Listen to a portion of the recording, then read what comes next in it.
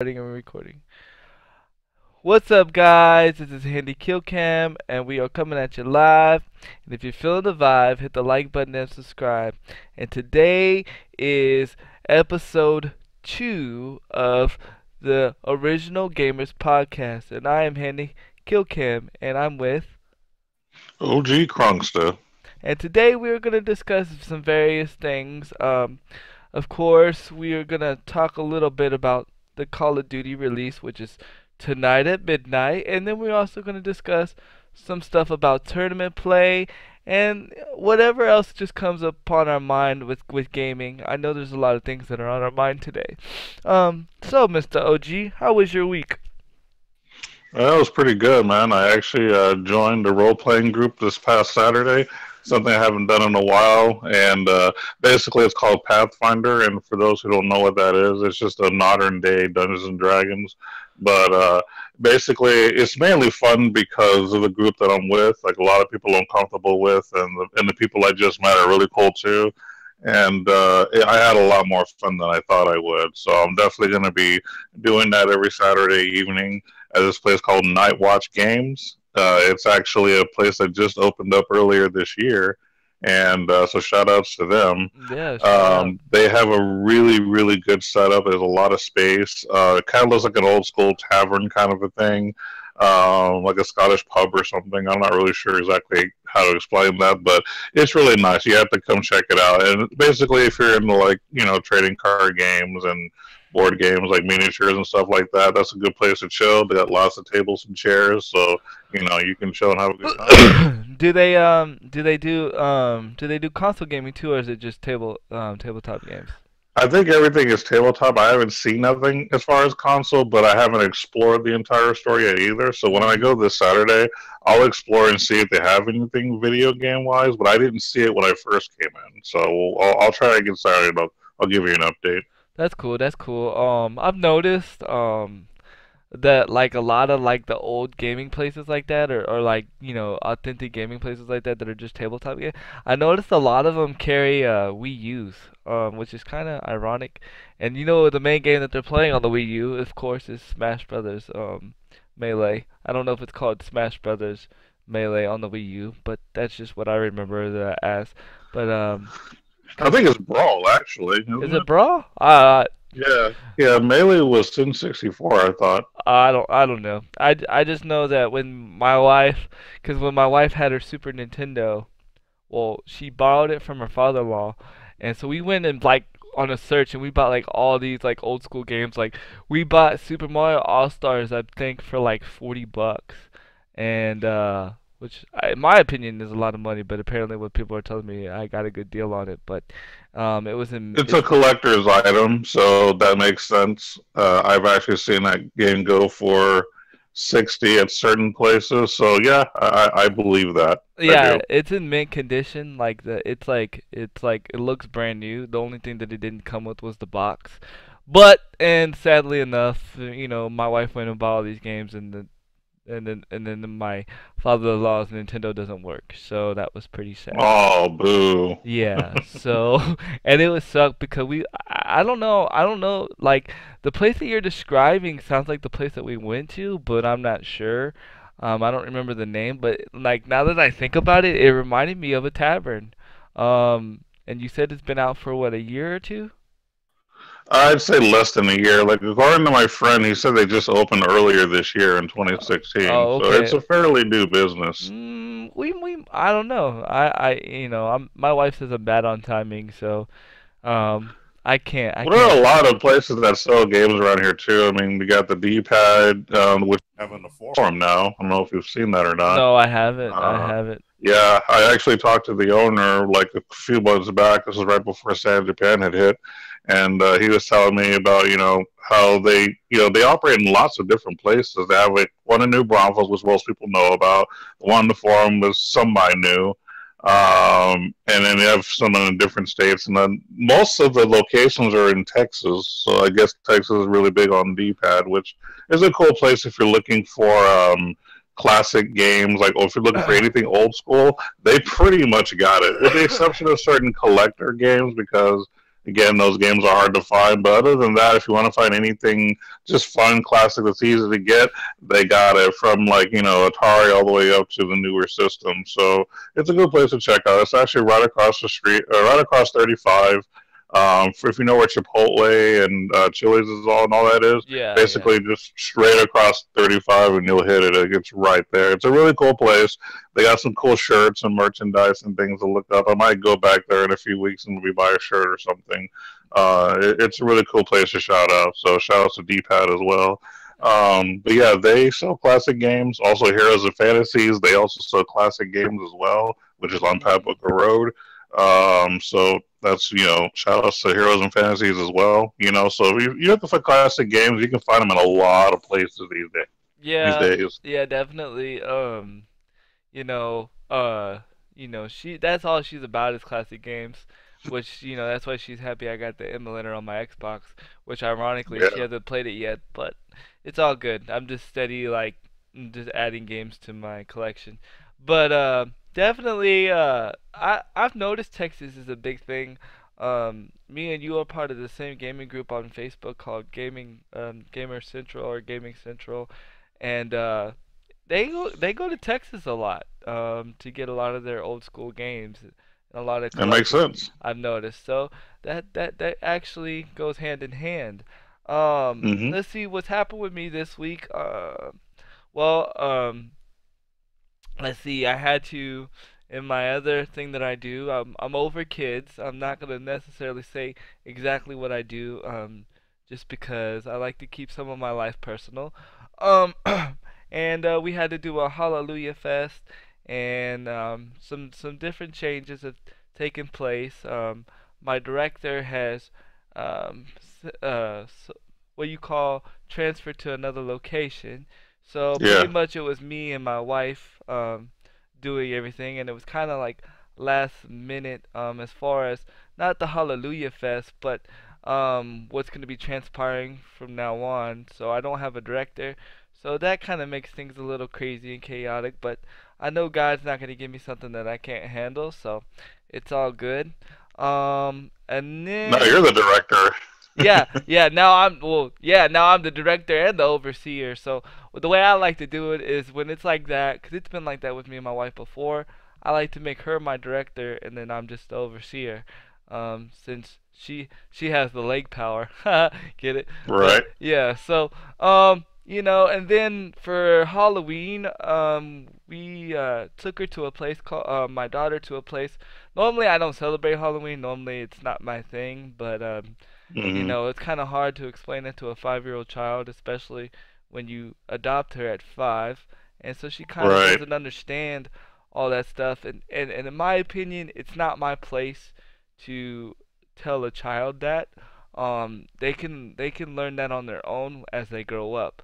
You know what I mean? Right. As long as I give her the options, and she can make her own decisions when she's older. So basically, what we did is we went to a place called Morgan's Wonderland, which is right here in San Antonio. It's actually like 10 minutes away from my apartment. And basically, Okay. it's the first theme park I believe, in the United States and I believe in the world that caters, like completely caters to people that are disabled. And what I mean by that, like, yes, if you're disabled at Disneyland, you get on front of the ride, you get in front and whatever, whatever. But what I'm saying is, every ride, I can go to the ride and I could hook my wheelchair into the ride and I could ride the ride without getting out of my wheelchair. That is pretty awesome. Wow. That's pretty That's awesome. crazy. That's pretty Okay. awesome. And when you are disabled, and it's any disabled, you don't have to be physically disabled like in a wheelchair. It's any disability. Any um any disability that the person gets in free, whether you're an adult or a child, Hmm. and then we get VIP treatment like whatever we need we get, and it's pretty awesome. And they have a water park built for people that are disabled and everything. So it's like anywhere I want to go, I don't have to worry about it. In which in some of these other theme parks, there are just some things that I can't do, and there's even some Right. things that they don't want disabled people to do. in theme parks that I do anyway. Why? Because I like living on the edge. Um, Right.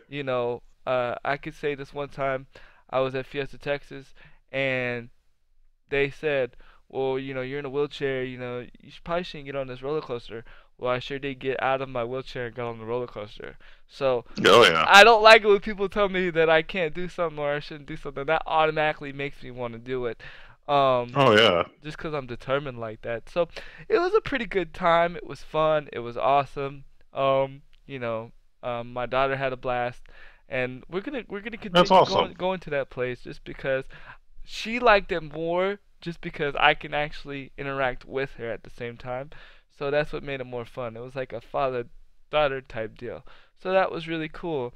And then, I've just been getting ready for the Call of Duty release, which is tonight at midnight. For those that Cool. don't know, getting excited for that, getting pumped.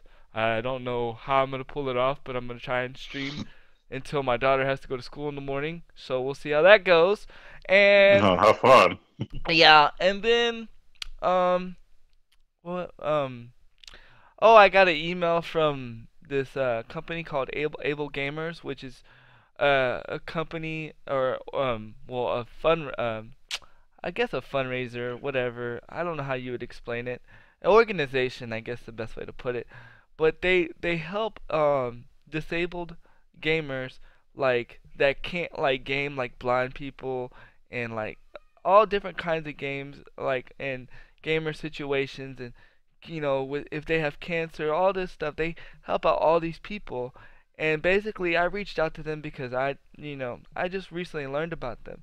And I told them how I was a disabled gamer with cerebral palsy, and I explained my situation, and they liked my story, and they added my Twitch channel to their Twitch rotation to where like basically if I'm on Twitch or whatever, they send all their fan base, all their followers to my channel, and they want me to meet up with them at PAX South, which will be interesting, and who knows what can be Pack around the. South is awesome. Yeah, So yeah, you I've should definitely go just for the experience, and then on top of that, meeting up with them, like that's just perfect. I've never been to PAX South. You've been.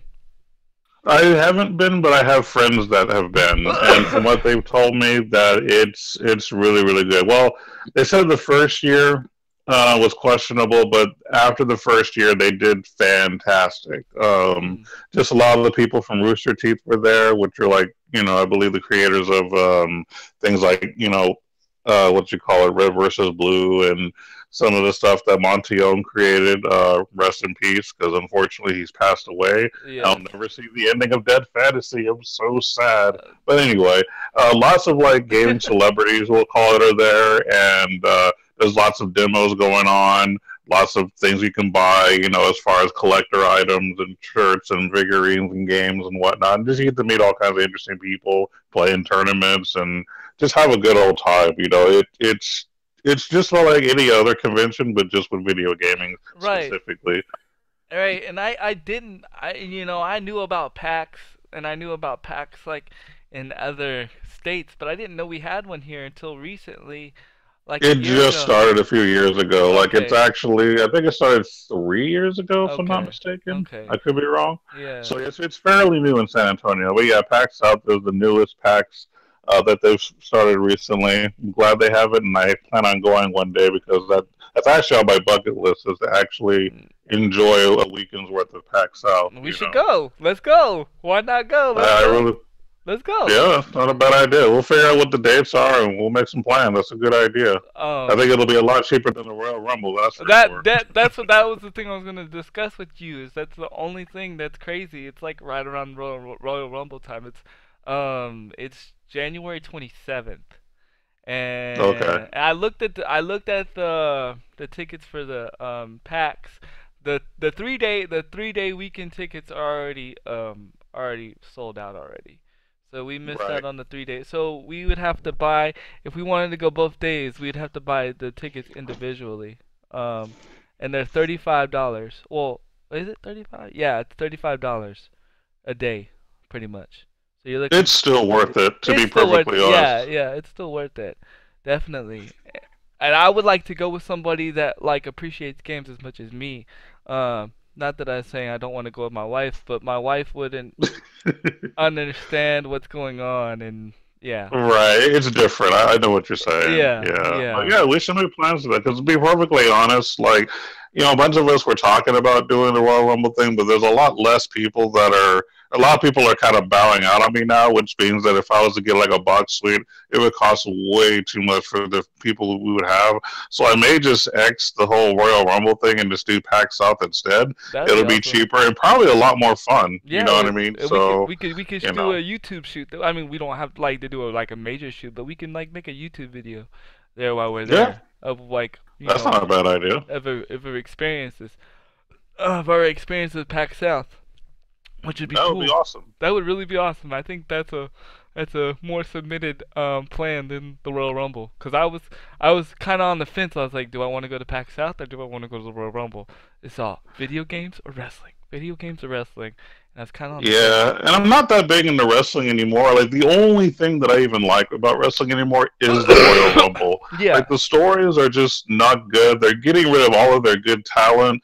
Like it's just I don't know. It's just gotten to crap. For the past I'd say 2 or 3 years, it's gotten significantly worse. So I've just lost complete interest in the WWE lately. Yeah, And believe me, we used to religiously watch it. Like we remember you used to come to my house. You and the guys would come on yeah. Monday nights for Monday Night Raw. Yes. We'd have pizza and stuff. Yeah. Like we were hardcore with that. And then some of the new friends I met, some of them were doing Raw nights as well. So I would go over there with the new group of people, and it was great. We used to watch pay-per-views together. You know what I mean? And I think WWE was doing big things. I mean, they had the whole like $9.99 thing for 9.99. Okay. that's right, $9.99 for the WWE Network, and I thought that was a great idea. You get to watch all the old stuff, which is what I've done at times. I don't subscribe to it anymore, but when I was subscribing, I would basically watch all the old school wrestling because that was when it was good. Like back in the late '90s, early 2000s, like that was when like WWE, well WWF at the time, but when WWE was great. You know what I mean, with The Rock and Stone Cold and all them.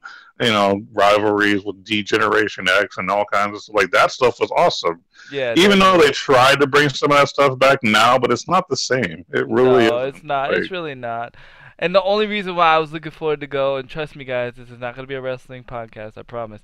The only reason why I was going to go on and go is because I actually went 20 years ago when it was the Royal Rumble was first here in San Antonio.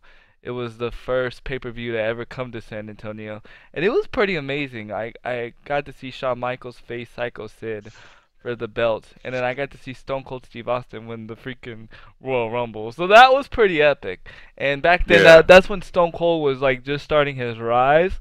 So it was pretty Hmm. cool to witness that. But so I was looking forward to go just because I was like to say, hey, I was here 20 years ago. But other than that, it wasn't. I haven't been watching wrestling at all. At all. Right.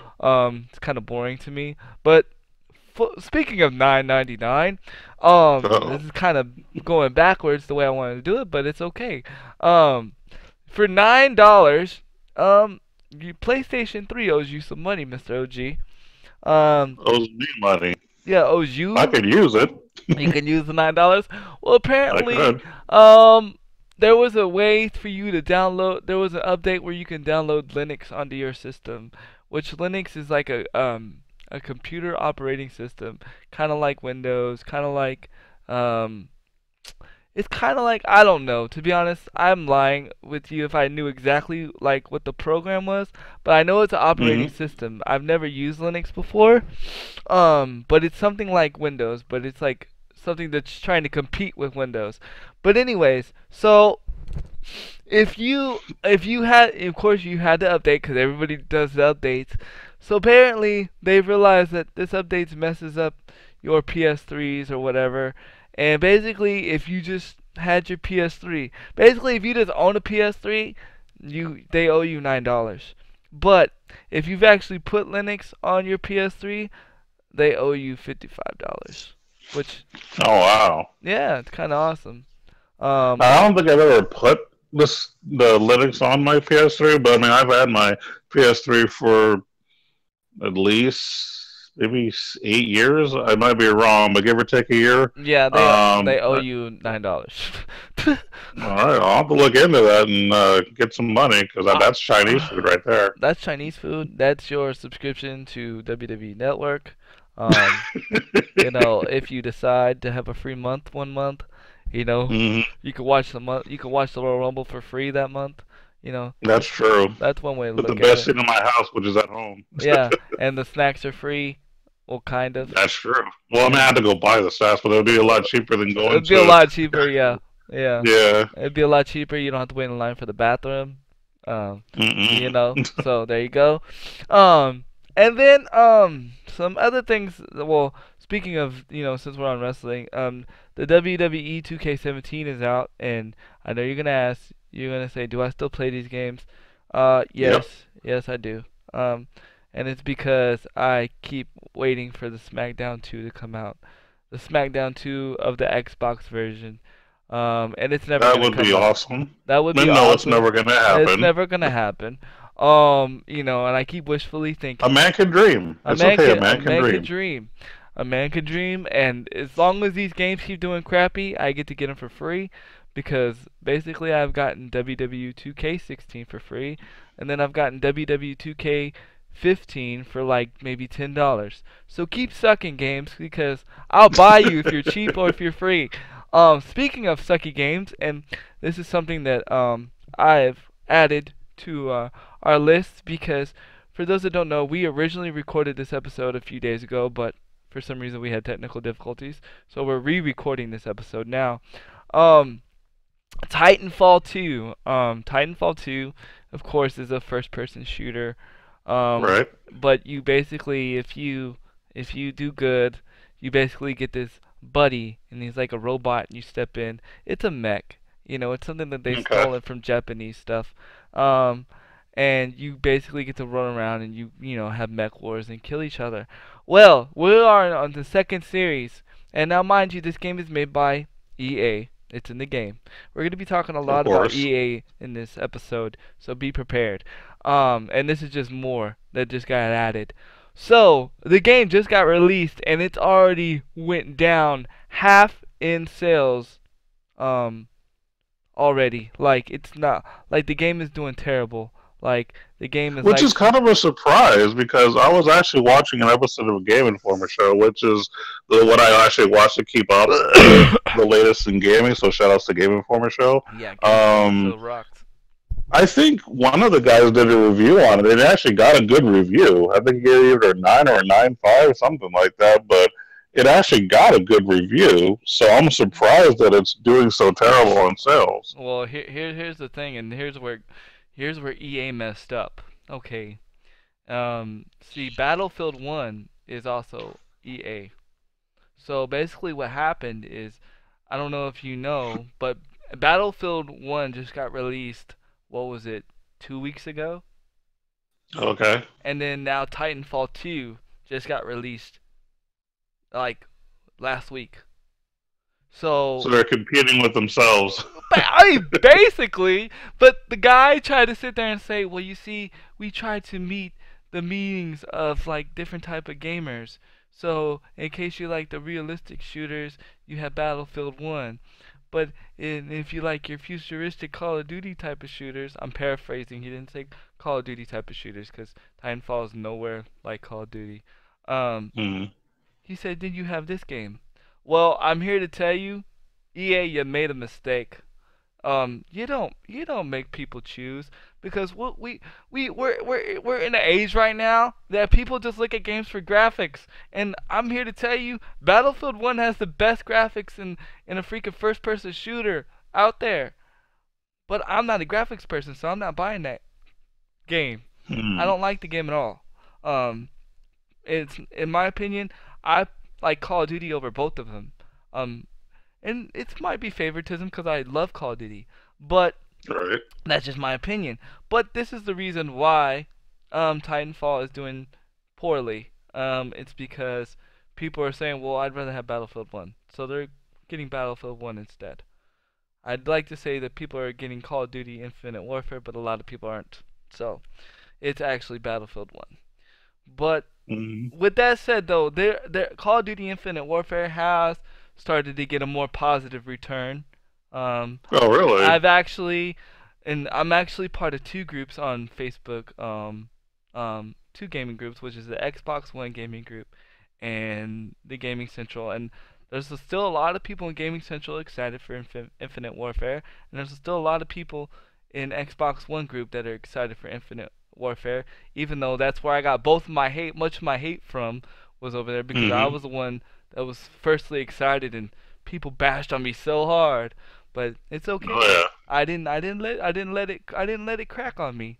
Not Which not is like good. not That's like how you this. should be. Yeah, not like this one story I'm about to bring up. So before we go back to EA, because EA needs a break, um, I got some news. Bro, Okay. the maker of No Man's Sky released a tweet.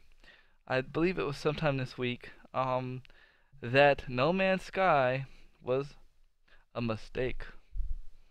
Now you're talking about the creation of the game, not just like a certain part of the game, right? No, I'm talking about the whole game as a whole. See, that's a bunch of crap.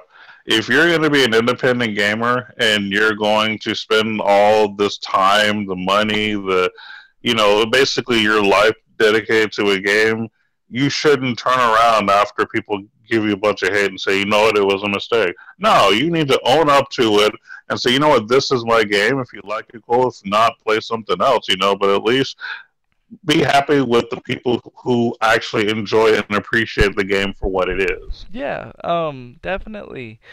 It's kind of like if we was to make this, which we are making this tubecast, but it's kind of like to say, well, if somebody said, well, this tubecast sucks.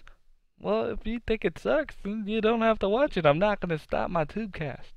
This is something that Yeah, I just want to do. because one person thinks it's bad, you know what I mean? It's Right. like, well, you know what? This tubecast was a mistake, so I guess we're done. We're Like, done. no. No, no. And I understand it's not one person hating on No Man's Sky. I understand it's a lot of It's people. a lot of hate, which I think is stupid. But anyway, I gotta not get too upset about this because honestly, even though I'm not really, it's not the kind of game that I would play. I respect it for what it is. And I think that people are complaining about the game for the wrong reasons, like I said the last time, the lack of multiplayer, which would also make the game worse, and then a bunch of other things. It's like, but if you actually see the game for what it is and subtract all of the hype that it was supposed to get, you'll realize that the game was actually not so bad, and there'll be a lot less people hating on it. It's just that people was on the hype train, and then it derailed. And now everybody's angry and wants their money back for that ticket they bought to the hype train. It's just stupid. I mean, and this goes for all games because It does. not all game. There, I don't think there's one game that actually delivers 100% that it does what it's supposed to do. You know what I mean? Like, Hmm. because there's a bunch of hype. Like, there's a bunch of hype around Call of Duty Infinite Warfare. You know, like even around like certain games, like before they're even released, they're like, "Oh, this company says it's a 10.10." Really? How could this company even say that when the game's not even released? You know what I mean? Right. You know what I mean? Which is actually funny you bring that up because one of the latest episodes of Game Informer show that I was watching, because thankfully I had time to catch up a little bit recently. There was a certain company that talked, and I don't remember the name of the company because I didn't take notes because I was just kind of enjoying myself. Yeah. But basically, there's a certain company who decided with a certain game that they weren't going to release no info. Oh, I read about Basically, this. Yes. yes. So basically, what's going to happen is you're not going to know, even through people like Game Informer and other reviewers, about the game until after it drops. I actually like that idea. I I actually do like the too. fact that people can't just join the hype train and then completely destroy a game or an idea because of hype. The game will actually speak for itself, and I then people can make opinions about it. There's no beta, stuff going on where people are talking about how bad it is, even though the game's not complete yet. Things of that nature. It avoids all that crap. Yeah, yeah. I was talking to a friend in my gaming group, shoutouts to Cyber Nation, that I believe if we are gonna have beta, which because I do believe beta testing does need to be taken, but I think beta testing needs to be taken not at the open level and not even at the closed level. I think it needs to be taken only at the company level. Or it needs to go back to the way that it used to be. Like if I'm gonna test a game, they're gonna hire me to beta test that game, and I have to sign contracts stating that I can't speak about this game. And if I I agree. speak Absolutely. if I speak about this game, they're gonna nail me to the wall. I think that's the Yeah. way. I think it should go back to that. I'm Absolutely. strongly for that. I mean, I love YouTube. I love the whole thing about us being able to say and do what we want. But sometimes we take it a little too far We do. as YouTubers. Because I'm gonna tell you right now, I'm not an expert, but I have a love for the game, and I don't want to destroy something that I love. Um, and if we keep talking negative about and just keep putting negative into something, we're gonna destroy something that we love. It's not necessarily one game, but games as a whole. And so I totally agree about this, and it came to a point where I even read this other article. I don't remember the name of the company, but it's another company. The reviews were so bad on their Steam, on the Steam. For those that don't know, Steam is another hub for people to download games for PC to where you don't have to go and worry about like getting like messed up copies of the game, or you don't have to go out and buy a disc anymore. So Mm. basically, what happened is they got so many negative responses from from like random people like me and you that these guys actually tried to go and put lawsuits on these people. Um, No. now I understand where they're coming from, and I understand why, but you can't sue somebody for freedom of speech. Um, you gotta understand, people are just gonna put negative reviews on something just to create hype, just to create something. Basically, see a scab and they want to poke at the little scab because so it becomes a bigger wound, and because bigger wounds are harder to heal than the first cut that you started with. Now absorb that, let that go into your mental, rewind that if you have to, but if you really think about it, it's true, and that's what happens. Is a little cut turns into a big wound, and the bigger wound is harder to heal, and that's what ends up killing games these days, is the big wounds that people cause. Um, Hmm. you know, now that's pretty crazy. Um, I think he should have done what the guy that you said is doing. He's not releasing stuff to early people. I don't. I know the guy's name starts with a B. I can't pronounce it. Um, Hmm. but yeah, I definitely agree with that completely. Um, totally, totally agree with that. Because like I said, YouTubers are not experts. We just are personal opinions. Definitely. Um, Yeah. the other thing I want to discuss, and we're going back to EA since we're talking about people talking about hate and all this stuff. This is where Hmm. actually people's opinions did something right, but this is where it shows where if people opens up their mouth, they have power. But this is why people sometimes, a lot of times, use their power the wrong way. So basically, there's another gaming hub called Origin, and there's a little gaming company called EA that lives there, and you can get all your EA games there. Well, in certain countries, they have taken the games away.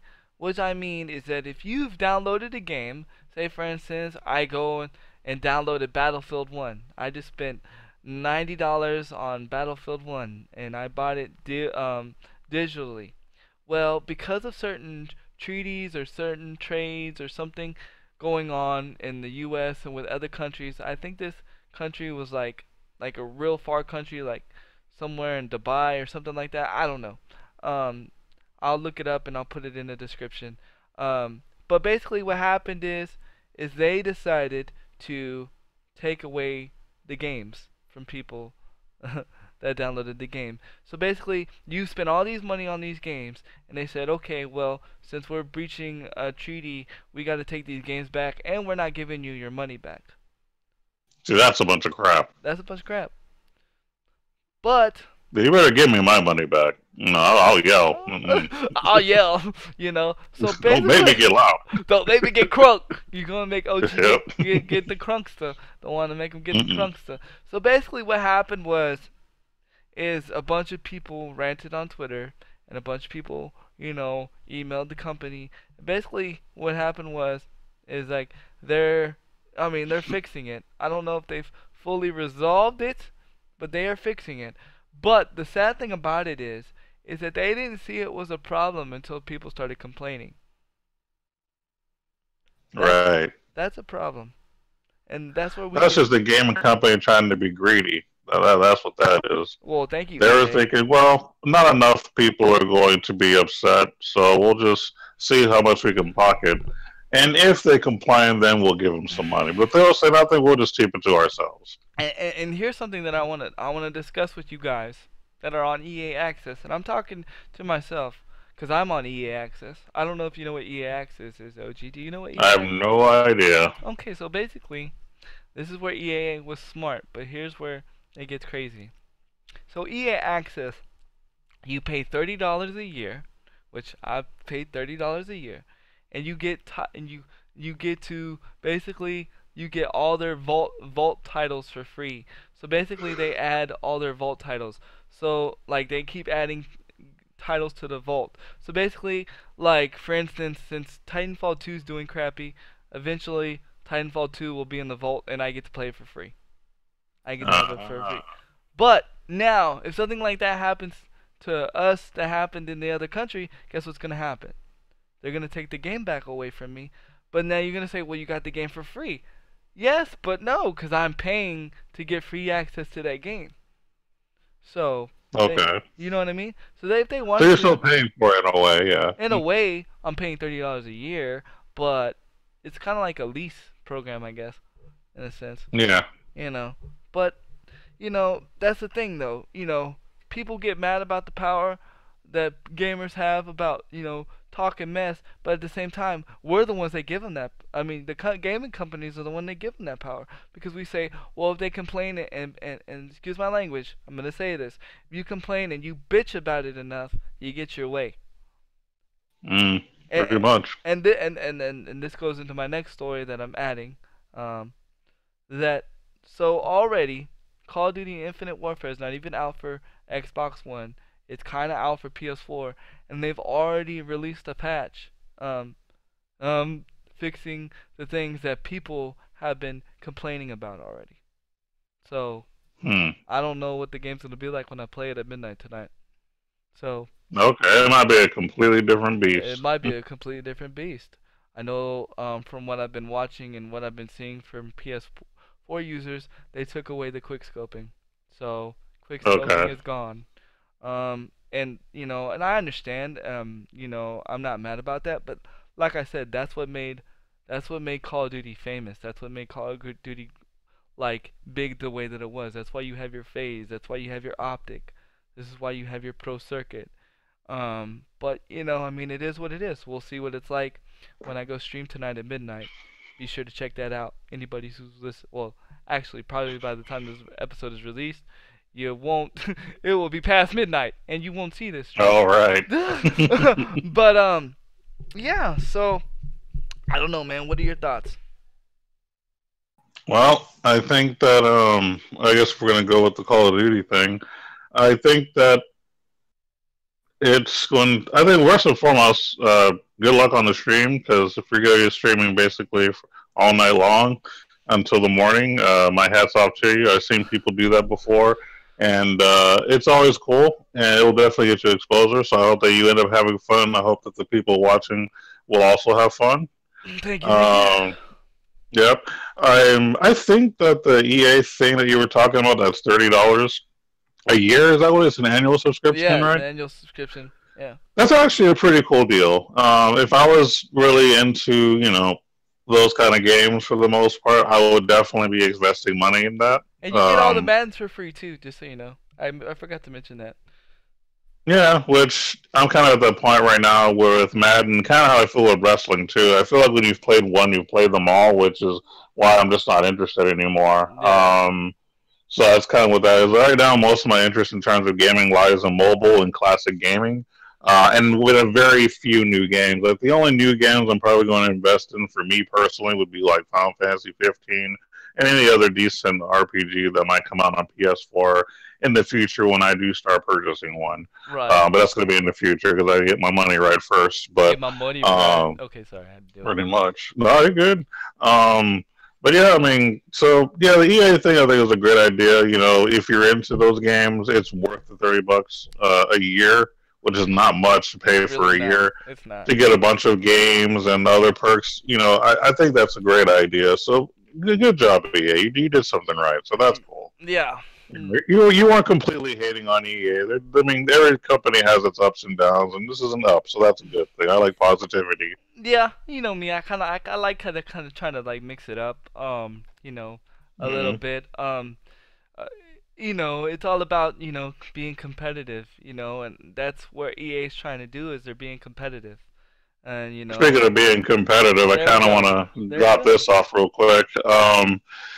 So we had a kind of a chat a while back. You had mentioned how I should consider being competitive as far as going pro in Hearthstone, and I do like the idea. It's something that I'm still somewhat thinking about. There's just a lot of sacrifices I would have to make because I've done the whole competitive thing before when I used to play Magic the Gathering.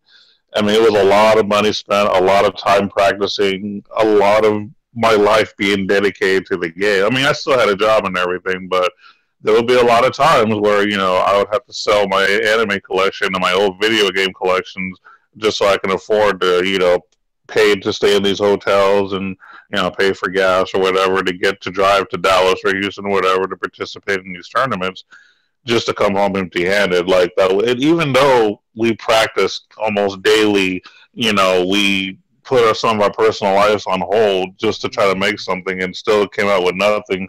I mean, don't get me wrong. I'm not saying that we never want anything, but I'm Mhm. comparing like what we spent versus what we've made, and at the end of the day, overall, we've lost in general.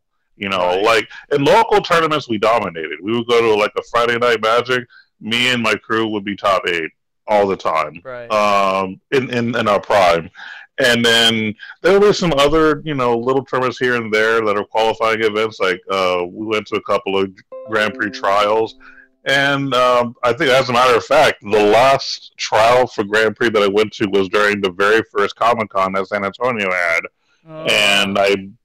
I got second place, as a matter of fact. There you go. Good job. And two of the people that were in my crew got third and fourth. So you know what I mean. That was really cool. So like my crew dominates.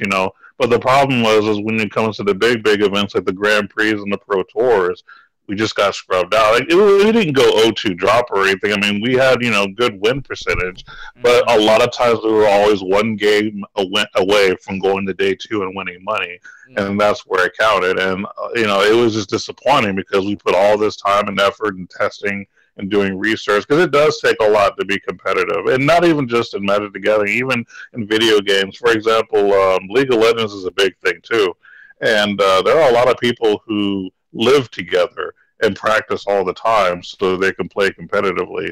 And if you need proof, there are some documentaries on Netflix, and you could probably find them on YouTube as well about being competitive in gaming. So if you kind of want to get an idea instead of just don't take my word for it, as Check it out for LeVar Burton yourself. would say, check it out for yourself. We'll go to Netflix and look up video game documentaries, or just type it in YouTube, and then you'll probably find some there as well. And it tells you what it takes and what the dedications you have to do and what you could be missing out on. It can affect relationships. It can affect your schooling. It affects a lot when you're really taking it seriously. And if you do well, it can really pay off. Like if you're Yeah. really that good at that particular game, it is worth it. But for some of us who just haven't been able to get there, it's not. Now I say that to say this. For me personally, I'm still thinking about it. But what I would have to give up is pretty much all the other games that I play, being Seven Knights and Heroes Charge, and there are some personal changes I would have to make. Now, good news is I don't have to travel a lot to play, so it'll Yeah. be a lot easier as Mhm. far as just gaming at home because I Yeah. can just get up to legendary, probably within a couple weeks, and then just keep playing, pretty much every day, and maybe someone will find me and say, "Hey, join our team," or "Hey, be in this tournament," kind of a thing, and Right. then Right. I can make it happen. It's just a matter of me deciding, okay, am I willing to give up all this other stuff to do this? Right. Right. Right. And before we go on to the next topic, because it actually goes hand in hand with the next thing I want to discuss, I gotta counter you a little bit, and I gotta help you out a little bit as far as you know, a little bit of positivity here. You know, back when you were doing the tournament stuff, like the whole thing, the whole gaming industry, and I know, um, Magic is not really gaming, but it's still a tabletop. Um, it's changed, and what I mean by that is that Hearthstone, of course, is an actual game and stuff, and I believe, and I full-heartedly believe because the way you interact with people, once you start streaming, whether it be today or a year from now, you're gonna build an audience, and those people are gonna be the people that carry you, not necessarily financially, but you never know. They're gonna support you. So all those struggles that you're talking about,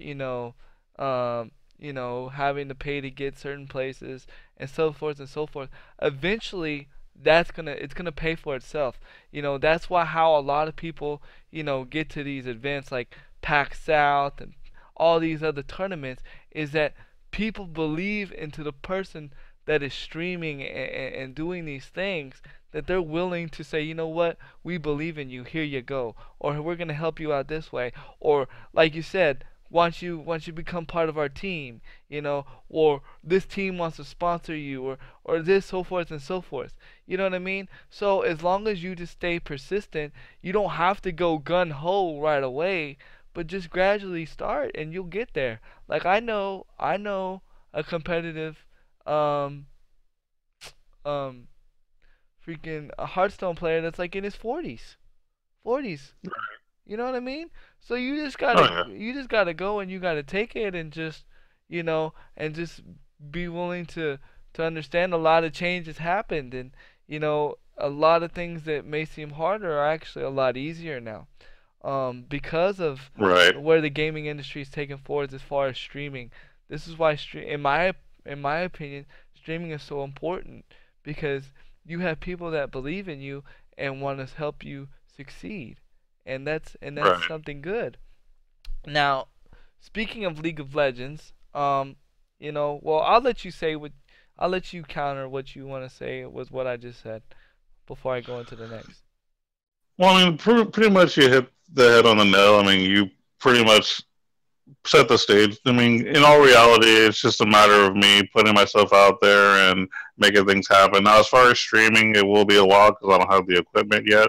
So that's going to be something in the future whenever I do buy myself like a gaming computer and get the equipment to video and record and all that. Hmm. So that's going to be in the future. I think that I will one day start actually streaming myself playing Hearthstone so people can kind of chat live and say, hey, why don't you try this? Things like that. I'd like to do that. It's just right now I don't have the Right, necessary means of it at the moment. So right, until then, I'll just keep putting videos on YouTube, and I'll right. actually try to put a little more attention into Hearthstone. Because what I'm thinking about doing, and there's still something that's I'm thinking about, is I might just do focus a little more on Hearthstone as far as on my channel, and then maybe do maybe one video a week from the other two games, just Hmm. because there's not a whole lot different that can happen in the other games that I do. Whereas in Hearthstone, it's always something new because even though I may be playing the same decks, but I'm playing against different people who have different ideas and Right. different strats, so it feels like something different. As a matter of fact, in one of the videos I posted recently in Hearthstone, I actually did my first arena run live. So, I watched it, um, mind you. I liked it. I yeah, watched so it. that was a lot of fun because that's actually the most fun that I do have is anything where you're kind of building from scratch because that Hmm. really shows how your skills are. Can you build something out of just random stuff and actually Hmm. play well with it? You know what I mean? So, and I might do another video hopefully tomorrow if I can get the time because I do have a lot to do tomorrow. But I'm hoping that I can squeeze in another arena video for Hearthstone tomorrow, and or I should say today because when the time it airs, it might be that same day. But I'm Yeah. gonna try to get another arena video in for the week, before it's done. Definitely. And I'm gonna try to focus a little more on Hearthstone and let the other two games just do like.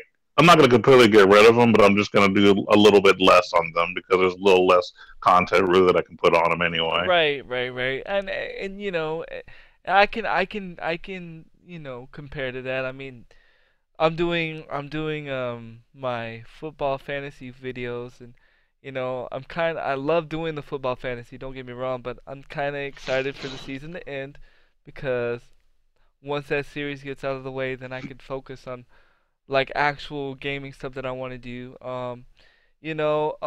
And speaking on your Hearthstone stuff, that's where I find the most entertaining with in your videos, and it's just because I don't know what's gonna happen, and I like seeing how you're gonna react to the different strategies. You know, um, Seven Nights is kind of predictable because you already know like, well, okay, how the AI is gonna act. You know what I mean? Like there's really not Right, much you can do in certain situations. But definitely, right. definitely, I would definitely encourage you going fuller into Hearthstone. I did watch your arena video. It was kind of awesome. I liked that comeback. That comeback was awesome. Um, Check out that comeback. That comeback was great. And that's what I'm talking about. Like even when you're losing, like I have to still watch because I don't know what's gonna happen. You might pull something straight up out and just like totally win the game, and that was epic. And that was pretty freaking awesome. So go check that out. And yes, this goes definitely hand in hand to what I was talking about, or going to talk about, competitive gaming. And you mentioned it, League of Legends. League of Legends and has become something that's pretty awesome. I've yet to not play it, simply just because I'm not necessarily a PC gamer. I'm a console gamer. So, and like I like using my PC for stuff like this and recording. But with that said, there's a college called, I believe, UCI or CIU. We'll have the link, or you'll see the pictures when I'm done with the video. Um, they are actually giving kids scholarships to go to their college to play League of Legends on their college team. It's kind of like getting a scholarship for basketball or a scholarship for football to play for the college. That's freaking awesome. I Um, wish I had that when I was, growing up. yeah, definitely me too. I would definitely be in college. I I would. wouldn't have dropped out of college because I actually went to college for about 3 years, and in all reality, I found out that the fields that I wanted was just I don't know. It didn't keep me going, and there was nothing motivating about it. And at the time, I was actually doing what I wanted to do in life, which was kind of run, a gaming store. Right. So I probably picked that over continuing college. 'Cause I'd rather make money than have to constantly spend money and go nowhere. Right. So I was just kind of like, well, I'll just do the gaming thing for a while, and then if they had what you just talked about, if they had that instead, I would be going to that college and I would definitely be tearing it up because then I would actually have someone kind of teach me, all the ins and outs, and I can become better, and then I can make a living off of it. And that's Right. kind of what I want to do. If I've always wanted to kind of make a living off of being a competitive gamer. That's what I've always wanted to do. I just Mm. kind of put it on the back burner for a while because of the losses that I've been taking from Magic the Gathering. It's kind of pushed me back, saying, well, maybe I'm not good enough. But I think I'm going to get back into the competitive thing a little more and try again and see if I can make something of it. Because I mean, it's my passion. It's what I want to do, and I'm going to push for it. So I kind of you guys are lucky that you get to have like a college, that'll basically give you a scholarship to play games and be competitive and stuff. Because we didn't have that in my day. We No, didn't, and I definitely. wish we did because I'd have totally been doing I would have it. been doing it too, even though that probably would have got me into League of Legends. You know what I mean? And Mm. I hope they do it for more games than just League of Legends. Because there are like a lot of more competitive games out there. Of course, I'm gonna mention Call of Duty. But Of course, this guy decided to do it because he realized that there was over an $8 billion gross in competitive gaming. eight that's billion awesome. dollars. And I'm Hmm. not saying this is not what got me into doing gaming. It's not the money, because a lot of people they see that, oh, they're like, oh, I want to do that. That gaming's easy. No, the reason why I'm saying it like this is because to see how far gaming has come from for me and OG, from just sitting there playing Perfect Dark and GoldenEye in our rooms to an $8 billion industry, because we would just host our own tournaments in our room. We wouldn't really make any money. The most money I ever made was playing Madden at Dwight's house. I actually, OG's my honest truth. You are my witness. I beat a kid 156-0 in Madden. In Madden. Oh, I remember that. That was something to watch. 156-0. We saved it on a memory Hmm. card and everything because that is just something epic, and I'll never forget that moment. But Hmm. that was how far competitive gaming went for us. We couldn't record it. We couldn't, there was nothing. But for it to now turn into an $8 billion industry is amazing. And basically what they did was is they made their own esports arena, and now they can host tournaments in that That's college. great. And then what they decided to do, is they decided to open it up to the public. So this very time, if I travel to this college, I can go pay $4 and I can go play in that arena. Anything and do Hmm. whatever I want. That's pretty freaking awesome. Now I probably have Oh to be yeah. a student, but if not, that'd be awesome. But I probably have to be a student. Um, and that's just really freaking awesome, and that's what makes me excited is to see how much gaming has evolved and changed so much, and it's becoming a sport. And honestly, this is why you see the same games over and over and over and over and over again, is because it's becoming a sport.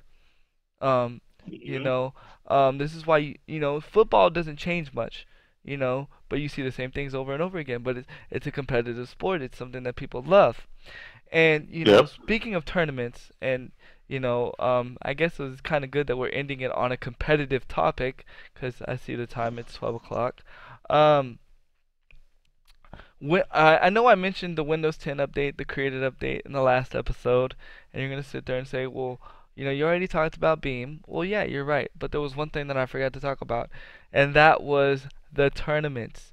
Basically, Windows 10 is going to allow you to host your own tournaments, whether you're on an Xbox or you're on a PC. So basically, I'm able to host my own like tournaments um, at my house. I could stream them if I want to. I could basically do whatever I want to. And, you could basically have your own prizes and do whatever. And you can have, like, as many participants as you want. And it's kind of like a round robin kind of deal. And I kind of wish we had that when we were growing up. Because our tournaments were so limited. It was only for people that we could find. But this is across the internet.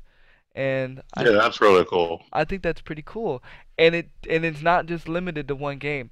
It's pretty much whatever game that you own on your system or whatever. So that's pretty freaking awesome.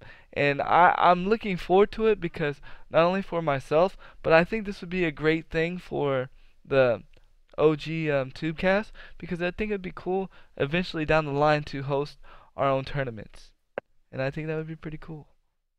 Yeah, there's definitely something to think about in the future. Definitely. Just kind of like throw a game out there and say, all right, guys, let's set something up and make it happen. That'll be really cool. That's a good idea. And we could do me and you. We necessarily don't have to participate in the tournament. We could sit there and watch the tournament, and We can like commentate and we could stuff. Like commentate, that we could do. or we could talk about the players, the players that win, or give them shout outs. I'm thinking like way ahead. It's not Oh something yeah. it's not something that's gonna happen as soon as the update comes out because I believe the update comes out in May 2017. So Oh yeah. but it's something that you can watch from your computer. Once you get Windows 10 or your setup or however you want to do. And I think it's something that's pretty awesome. Um, you know, pretty cool. Okay. Um, and I think I've pretty much touched everything that I've wanted to talk about as far as the stories. Yeah, Gaming. I think we did pretty good here. I think that we can do that on a good note. We Okay. do appreciate you guys checking us out, and definitely subscribe to Handikillcam's channel. And of course, if you want to see some of my stuff, you can also subscribe to me, OGkrunksta. You can do it on my channel as well. And then, of course, we'll keep doing this at least once a week for you guys. So I hope you guys enjoyed this, and you guys take it easy. Yeah, take it easy. Handy out.